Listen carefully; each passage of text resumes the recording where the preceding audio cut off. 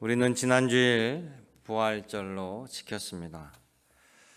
예수님의 부활은 곧 예수님이 죽으셨다는 것을 의미합니다.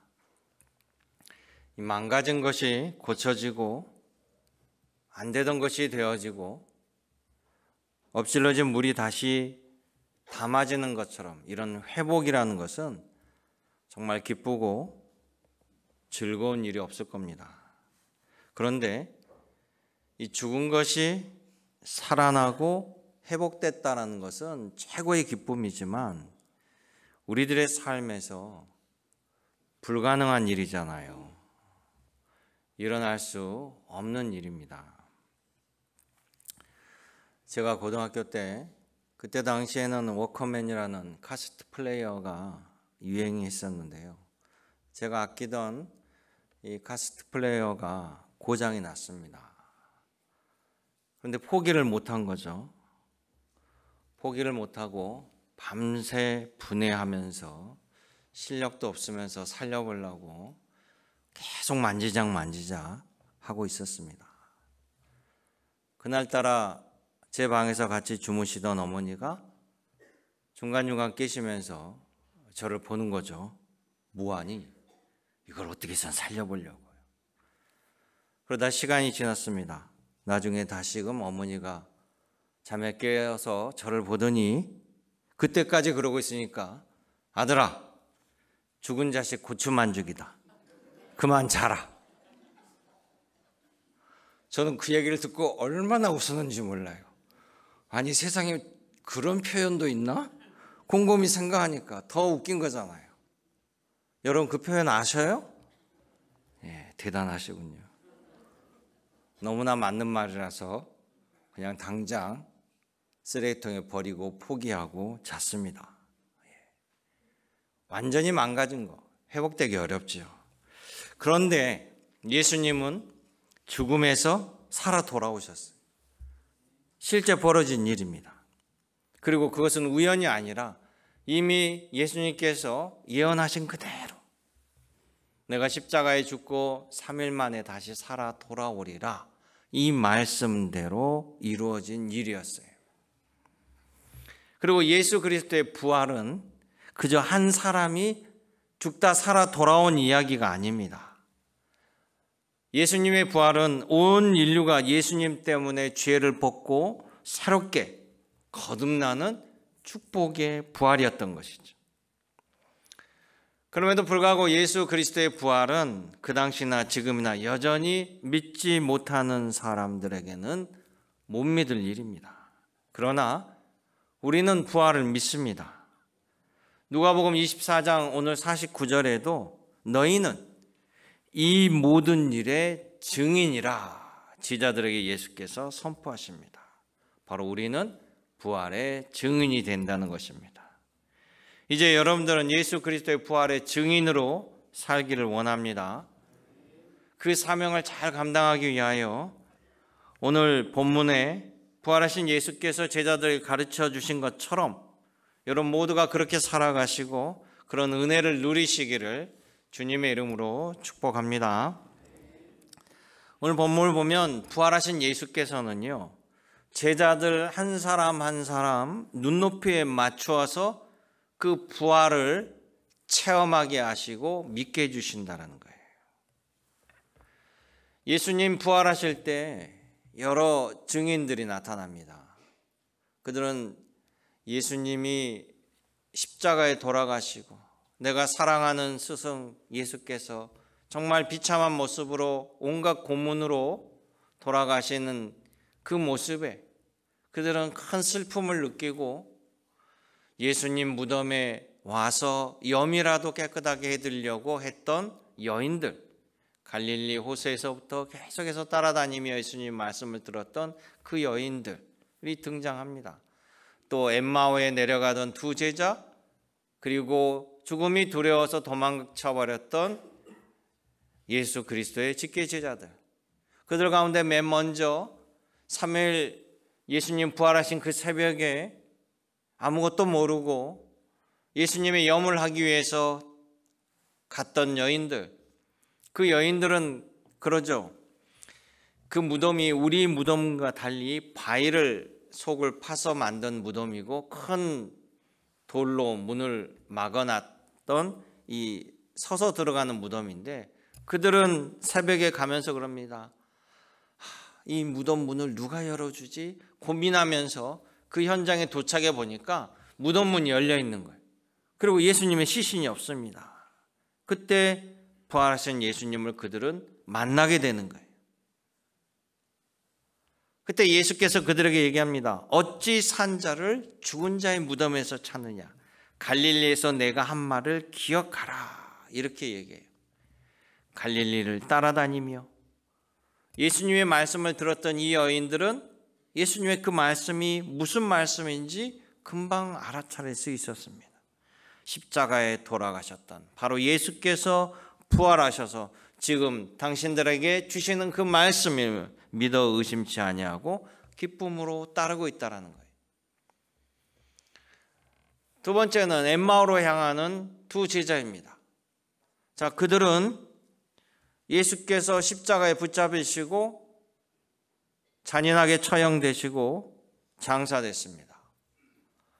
예수 그리스도를 죽인 로마 제국이나 유대교 지도자들은 당연히 예수 그리스도를 십자가의 죽음으로 그의 제자들까지 일망타진하고자 합니다. 핍박을 피하여 고향으로 도망갑니다. 두려워 떨며 엠마오로 고향으로 돌아가는 도상에서 한 사람을 만납니다. 근데 그분이 설마 부활하신 예수님인지를 알아차리지 못합니다. 왜 그럴까요? 우리가 예상하듯이 예수님은 마지막 십자가에서 온갖 고문과 흉터로 만신창이가 되신 몸으로 십자가에서 돌아가셨습니다. 또한 예수께서 부활하신 몸은 우리 성경에 보면 조금 달라진 부활체의 모습으로 나타나기도 합니다. 그러기에 우리가 어떤 모습인지 쉽게 추측할 수 없지만 이 엠마오의 제자들도 당연히 예수께서 부활하실 거라고 생각을 못하였고 또 예수님을 알아보지 못했습니다. 그런데 중요한 것은 예수님이 그들에게 말씀하신 가르침이에요. 엠마오의 두 제자들에게 같이 동행하시면서 예수님은 율법의 말씀 또 예수님이 하신 말씀들을 가르쳐 주시고 생각나게 해 주십니다. 그 말씀을 배우고 들은 그들에게 눈이 밝아져서 바로 자신들 앞에서 말씀을 가르쳐 주신 분이 바로 십자가에 돌아가신 예수님임을 깨닫게 되고 알게 됐다라는 거예요. 그들의 눈높이에 맞춰서 예수께서 말씀하시고 부활하심을 보여주시자 그들은 한 사람 한 사람 예수님을 부활하신 예수님으로 영접하게 됩니다. 세 번째 그룹은 도망가버린 예수님의 직계 제자들입니다. 그 예수님의 직계 제자들은 숨어버리죠. 근데 다 함께 그들에게 있진 않았어요. 일부가 함께 모여 있는데 그들이 숨어 있는 곳에 정확히 예수님이 아시고 찾아오셔요. 그리고 첫 마디가 그들에게 말씀합니다. 너희에게 평강이 있을지어다. 이 말씀이 얼마나 놀라운 말씀이냐면요, 이들은 예수님이 십자가에 잡히시기 전에 뭐라고 얘기했습니까? 우리는 예수님과 함께 끝까지 죽겠습니다. 우리는 예수님을 결코 부인하지 않겠습니다. 이렇게 분기탱전했던 제자들이 예수님이 십자가에 잡히고 제사장에게 취조를 당할 때 베드로는 뭐라고 그랬습니까? 나는 저자를 알지 못한다라고 끝까지 부인했습니다. 예수님 십자가에서 다른 제자들 다 도망가 버렸습니다. 여러분, 제일 듣기 싫은 말이 배신자라는 말이에요. 요즘 정치권에서 사람을 솎아내려고 할 때 배신자 프레임을 씌워버리잖아요. 이 제자들은 자신들 스스로 알고 있죠. 자신들이 어떻게 했다라는 것을. 그런데 부활하신 예수님이 나타나셨습니다. 반가움보다는 얼마나 공포스러웠을까요? 그때 주님은 책망이 아닌 너희들에게 평안이 있을지어다, 평안을 받으라, 이렇게 말씀하시는 거예요. 그런데 이미 그 전에 가르침을 받을 때도 예수님이 이 말씀을 이미 하셨어요. 요한복음 14장 27절에 보면 너희에게 평안을 끼치노니 곧 나의 평안을 너희에게 주노라. 내가 너희에게 주는 평안은 세상과 같지 아니하리니 너희는 마음에도 근심하지 말고 두려워하지 말라. 아멘. 아마 너희에게 평강이 있을지어다, 이 말씀을 들을 때 예전에 주신 그 말씀도 기억나면서 그들은 너무나 감사한 전율이 일렀을 거예요. 부활하신 예수님, 나의 부족한 모든 면들을 다 아시고 감싸주시고 나를 맞아주시는구나. 부활하신 예수님을 기쁨으로 맞이할 수밖에 없는 사실입니다. 네 번째는 그 제자들 가운데 그곳에 함께하지 않았던 예수님의 육신의 부활을 믿지 못하는 제자입니다. 그 대표적인 제자가 누굽니까? 도마잖아요. 도마는 눈앞에 나타나신 부활하신 예수님 도무지 믿을 수가 없습니다. 환영이 아닐까? 고스트가 아닐까? 설마 육신으로 부활하셨을까? 믿지 못한 그에게 예수님은 다른 제자와 달리 도마에게는 뭐라고 얘기하죠? 나를 직접 만져보고 확인하라라고 말씀하셔요. 누가복음 24장 39절에 얘기합니다. 내 손과 발을 보고 나인 줄을 알라. 나를 만져보라. 영은 살과 뼈가 없으되 너희 보는 바와 같이 나는 있느니라. 내 옆구리에 찔린 상처를 보고 내 손에 못자국, 내 발에 못자국을 보고 만져보라는 것이. 그뿐만 아니라 예수께서 41절에 그러죠. 야, 먹을 것이 있느냐? 그랬더니 구운 생선 한 토막을 들으니 받으사 그 앞에서 잡수시더라. 예수께서 제자들과 함께 식탁의 교제, 식사하시는 모습을 보여줍니다. 여러분, 육신이 없는 영혼은요 먹을 수가 없어요. 여러분, 제사상의 음식을 귀신들이 다 먹어 치우는 거 보셨습니까? 안 보셨죠? 그런데 뭐 제사상의 음식은 맛이 없대. 기분이에요, 기분. 뭔 귀신이 와서 먹습니까? 다 여러분들이 드시잖아요. 여러분들은 아니구나. 제사드리신 분들 맞아. 그래서 우리 기독교는 뭐예요? 추도식을 해요. 추도식. 그날을 기념하죠. 내 어머니, 아버지, 할아버지가 살아계셔서 또 우리들을 낳게 하셨고 그러니까 돌아가신 거 우리도 기억합니다. 추도 예배에 모여서 함께 잔치를 벌이는 거예요. 맛있게 음식을 차려서 하나님께 기도하고 어머니, 아버지를 생각하며 음식을 같이 맛있게 나누는 거예요. 나는 추도회식 때 먹은 음식이 한 번도 맛없다라고 생각해 본 적이 없어요. 그럼 뭐 제사상은 귀신이 다 먹고 가서 맛이 없다고 그러는 거죠. 육신이 있는 자만이 먹을 수 있습니다. 육신의 부활을 믿지 못한 제자들에게 예수님은 그 단계별로 눈높이에 맞춰서 예수께서는 부활을 체험케 하고 증명해 주신다는 거예요. 또 마지막에 보면 대적자, 예수님을 대적하는 사울이라는 사람이 있어요. 이 사울이라는 사람이 나중에 오히려 예수님의 제자가 돼서 사도 바울이라고 불리게 되죠. 그런데 이 사울은요, 예수님이 부활 이후에 승천하신 후에 그를 만나 주시는 거예요. 그리고 부활하신 예수님을 체험케 해줍니다. 사도 바울은 예수님 공생의 기간 제자가 아니었습니다. 오히려 예수님이 부활 승천 이후에 제자로 부름을 받았습니다.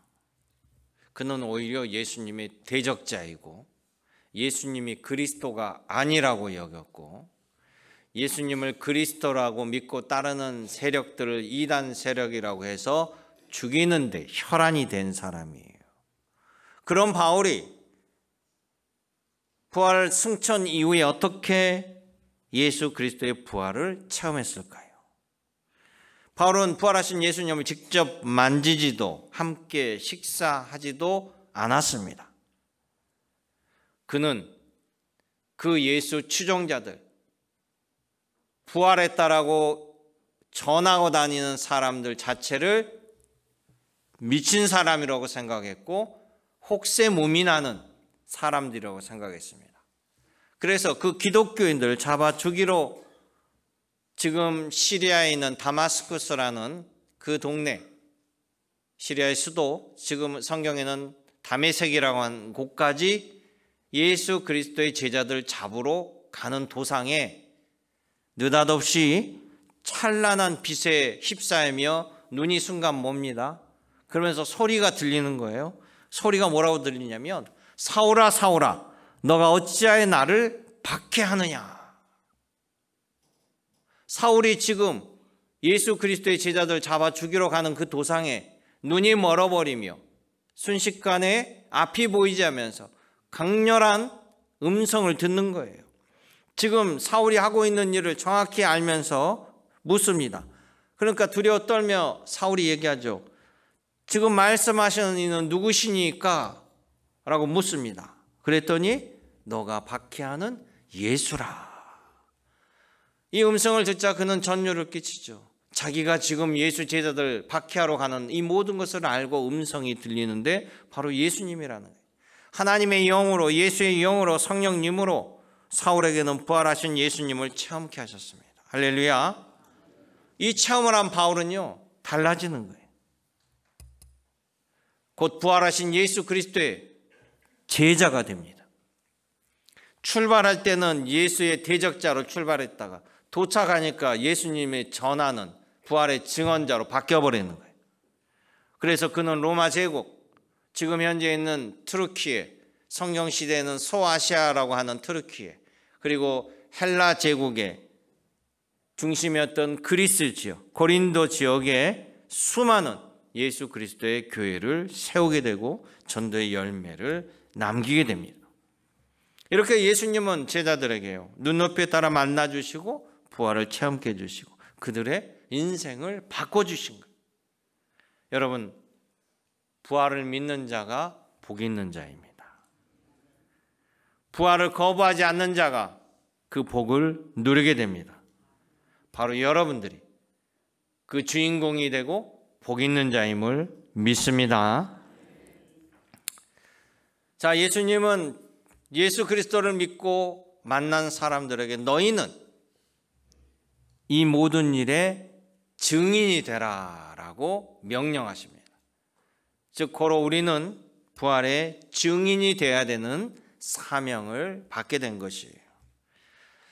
창조주 하나님을 믿고 성경의 진리를 받아들이고 예수 그리스도의 부활을 믿는 이들이 해야 되는 일이 있습니다. 그것은 바로 하나님의 사랑의 마침표가 되는 예수 그리스도의 부활의 증인으로 살아야 된다는 거예요. 24장 48절 말씀, 49절까지 같이 읽어보죠. 너희는 이 모든 일의 증인이라. 볼지어다 내가 내 아버지께서 약속하신 것을 너희에게 보내리니 너희는 위로부터 능력이 입혀질 때까지 이 성에 머물라 하시니라. 아멘. 자, 우리 보고 부활의 증인이 되라고 하시면서 그러나 우리 홀로 스스로 할 수 있는 것이 아니라 하나님께서 약속하시고 예수님께서 약속하신 보혜사 성령님을 보내셔서 보혜사 성령님을 의지하는 자들에게 보혜사 성령님의 강력한 인도 아래 이 일들이 이루어진다라는 거예요. 그래서 너희 모두는 성령 받기를 위해서 함께 예루살렘을 떠나지 말고 기도하라라고 예수께서 명령하십니다. 구약에 보면 성령님은 태초에도 계셨습니다. 하나님의 영이 수면 위를 다니시니 나오죠. 또 하나님뿐만 아니라 이 성령이 이 모세 때 70명의 장로들에게도 임하는 사건들이 벌어지는데요. 이 신약과 예수 그리스도의 이 성령 감림 사건의 차이점은 구약에서는 성령께서 필요에 따른 사람들에게 임하시는 역사가 일어나는데, 신약에 와서 이 오순절 사건은 모든 믿는 자에게 성령이 임하시는 사건으로 바뀌게 되는 거예요. 그래서 예수께서는 예루살렘을 떠나지 말고 제자들에게 한 군데 모여서 기도하라고 그랬어요. 그런데 그게 매우 두려운 일이에요. 믿음이 없이는 할 수 없어요. 예수님 십자가에 돌아가셨을 때 그 믿음 가진 제자들은 모일 수가 없습니다. 그렇게 함께 있을 수가 없어요. 그런데 예수님의 부활하심을 목격한 제자들이 이제 달라지잖아요. 왜 그러냐면, 자, 예수님을 십자가에 못 박아 죽인 이들이 더 큰 일이 벌어진 게 있습니다. 그게 뭐냐면, 예수님을 십자가에 죽여서 다 끝났다라고 생각했는데 예수님이 살아났다는 거예요. 그러면서 이 사실이 사람들에게 급속도로 퍼지기 시작합니다. 무덤을 봤더니 무덤 문이 열려 있고 시신이 없어요. 그러면 일반적인 생각은 뭡니까? 이 시신을 이거 훔쳐 어디다 숨겨놓고 거짓말하는 거 아니야? 그러니까 이 거짓말을 빨리 잠재워야 된다라고 생각한 거죠. 그런 예수님의 제자들이 체포 제1번, 그리고 그 말을 퍼뜨리는 사람들이 제2번 순위로 이 로마 제국과 유대 종교 지도자들은 예수님의 제자들을 잡는 데 혈안이에요. 어떻게 해서든 잡아서 예수의 시신이 어디 있느냐, 이 거짓 부활을 증거하지 말아라라고 해야 되니까요. 근데 이들이 예루살렘 성 안에 한 군데 모여 있다? 일망타진되기 너무 좋잖아요. 그런데 예수께서 성령이 임하여 너희들이 복음을 온전히 증거할 수 있으니 다시 예전처럼 억압지절이 안 되니 이곳에 머물러 함께 기도하라. 그래서 그들이 예루살렘에 있는 성 안에 있는 마가의 다락방에 함께 모여서 기도했습니다. 예수님이 승천하시고 명령 따라 모였는데 하루가 지나고 이틀이 지나고 사흘이 지나 10일째 되는 날 불의 혀처럼 성령이 그 함께 모인 모든 사람들에게 성령이 임하는 사건이 벌어진 거예요. 그러면서 그들에게 성령의 역사가 함께하는 겁니다. 이제 그들은 부활의 증인으로 살아가는 거예요. 자기 스스로 증거하는 것이 아니라 성령님이 함께함으로 말미암아 담대함으로 복음을 증거할 수 있습니다. 사도 바울,